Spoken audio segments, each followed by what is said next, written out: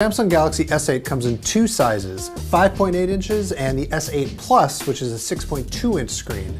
What's new here is that they're super tall because they got rid of the bezels on the top and the bottom of the phone. And now the sides are still curved like they are on like the Galaxy S7 Edge. That's just the default way that these phones come now. Samsung's now calling it an infinity display, and I don't know, the curve is fine. I'm not picking up a lot of extra little taps. It looks really sharp, and it's got, you know, HDR color if you care about that sort of thing. What's interesting is they both have the same resolution, which is 2960 by 1440. But you know, Samsung makes great screens and these look great. Really, the thing that hits you hardest when you look at the hardware on this phone is that the whole thing just looks and feels really great. The seams are even harder to find than they are on the S7 Edge. The glass just sort of melts into the sides and they don't have a camera bump on the back. This, honestly, it feels like some of the best phone hardware I've ever used. It's way better than, say, the iPhone 7. So getting rid of those bezels on the top and the bottom means they had to make some changes. So you'll notice there's no home button here on the front. It's not on the back either. What there is like a virtual home button. Samsung has added some haptic feedback. It's kind of like Force Touch on the iPhone, but it's only right here at the very bottom. And so even if you don't see a software home button, you can still press hard on that area of the screen, and that is going to take you home. If you want to unlock the phone, you actually have 3 different ways you can do it now. Well, 4. You can do your password or your pattern as usual, but there's a fingerprint sensor on the back. It is located right next to the camera, which is a little bit hard to reach and not great if you're left-handed. And it also means you're probably going to end up putting your finger on the camera sometimes, which could cause some smudges, so make sure you wipe it off before you take a picture. There's also iris scanning, which we saw on the Note 7 RIP, which is very secure. And then there's now face scanning. I don't think it's quite as secure as the iris scanning or the fingerprint sensor, but my God, is it fast. Like, look at how fast this thing unlocks. You blink and you miss it. You don't have to wait for it to scan your face at all. It just works. They're a little bit narrower than the Galaxy S7 and the S7 Edge, and they're just a little bit thicker, but not so much that you really notice it. What it means is that they can fit in a 3000 milliamp battery on the S8 and a 3500 one on the S8 Plus.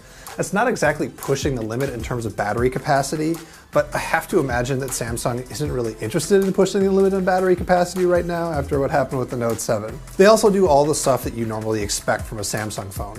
It's got IP68 waterproofing, there's 4 gigs of RAM, there's 64 gigs of onboard storage, and yes, there's expandable storage here, and yes, there is a standard 3.5mm headphone jack.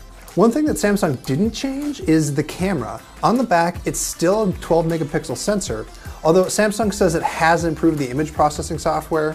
We really like these cameras on the F7. I imagine they're going to be just as good, probably a little bit better here on the S8. One thing that is new is the front-facing camera. It's now 8 megapixels and it has autofocus, which is pretty cool. When you're in the camera, you're gonna start to see one of the big things that's new in the S8. It's called Bixby and it's Samsung's intelligent agent. So let me just show you how it works in the camera to start. When you've got the camera app open, you can hit this button and then it'll go into Bixby mode and it's going to auto-detect whatever it sees on the screen. So if I pointed at some flowers, it's going to recognize that they're flowers and show me pictures of more flowers, or maybe let me go buy some flowers.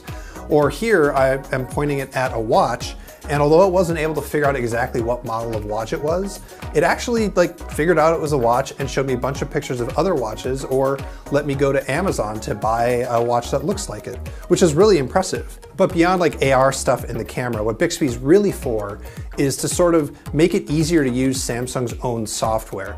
Their goal is to have anything that you would do by touching the phone, you can do by speaking to the phone. And so with any compatible app, it's of course starting on Samsung's apps. And the way that you trigger it is by holding down a side button, which is actually a really bold move. They've got a whole extra button here. And if Bixby turns out to not be that great, they've basically wasted part of the hardware of the phone on this thing. So we're gonna have to see, but unfortunately we weren't able to try Bixby yet.